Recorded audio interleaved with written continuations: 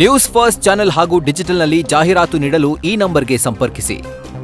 ಮದ್ದೂರಿನಲ್ಲಿ ನಿನ್ನೆ ಪ್ರಚೋದನಾಕಾರಿ ಭಾಷಣವನ್ನ ಮಾಡಿದ್ರು ಅನ್ನುವಂಥ ಕಾರಣಕ್ಕಾಗಿ ಬಿಜೆಪಿ ನಾಯಕ ಪರಿಷತ್ ಸದಸ್ಯ ಸಿಟಿ ರವಿ ವಿರುದ್ಧ ಎಫ್ಐಆರ್ ದಾಖಲಾಗಿದೆ. ಮದ್ದೂರಲ್ಲಿ ಸಾಮೂಹಿಕ ಗಣೇಶ ವಿಸರ್ಜನಾ ಮೆರವಣಿಗೆ ನಿನ್ನೆ ನಡೆಯಿತು. ಆ ಮೆರವಣಿಗೆಯ ಸಂದರ್ಭದಲ್ಲಿ ಬಿಜೆಪಿ ನಾಯಕರು ಕೂಡ ಭಾಗಿಯಾಗಿದ್ರು. 15,000ಕ್ಕೂ ಹೆಚ್ಚು ಜನ ಭಾಗಿಯಾಗಿದ್ರು.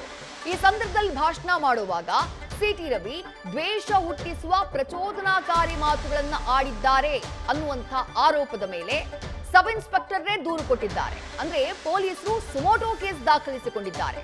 ಸಬ್ ಇನ್ಸ್ಪೆಕ್ಟರ್ ಮಂಜುನಾಥ್ ದೂರಿನ ಅನ್ವಯ ಸಿಟಿ ರವಿ ಅವರ ವಿರುದ್ಧ ಎಫ್ಐಆರ್ ದಾಖಲಾಗಿದೆ.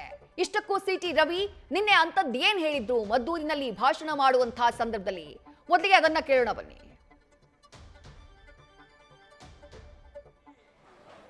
ನೆಮ್ಮದಿಯಿಂದ ನಮಗೂ ಇರ್ಲಿಕ್ಕೆ ಬಿಡಿ. ನೀವ್ ಹೇಳ್ತೀರಿ ನಮ್ಮ ಮಸೀದಿ ಮುಂದೆ ಬರಬಾರ್ದು. ಅರೆ, ನಿನಗೊಂದು ಮಾತು ಹೇಳಿಕ್ ಬಯಸ್ತೇನೆ. ಇಸ್ಲಾಂ ಹುಟ್ಟಿದ್ದು 1400 ವರ್ಷದ ಹಿಂದೆ, ಹಿಂದೂ ಧರ್ಮ ಹುಟ್ಟಿರೋದು 16,000 ವರ್ಷದ ಹಿಂದೆ.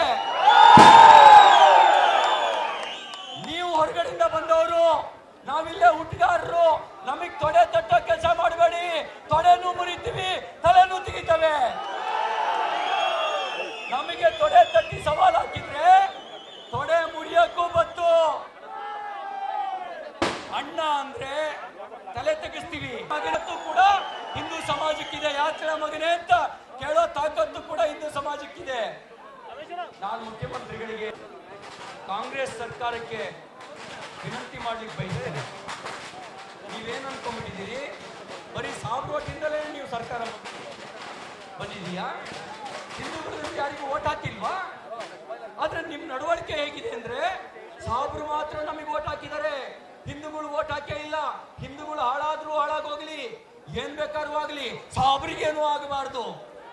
ಈ ಮಾನಸಿಕತೆಯಿಂದ ಹೊರಗೆ ಬನ್ನಿ. ಈ ಮಾನಸಿಕತೆಯಿಂದ ಹೊರಗೆ ಬನ್ನಿ.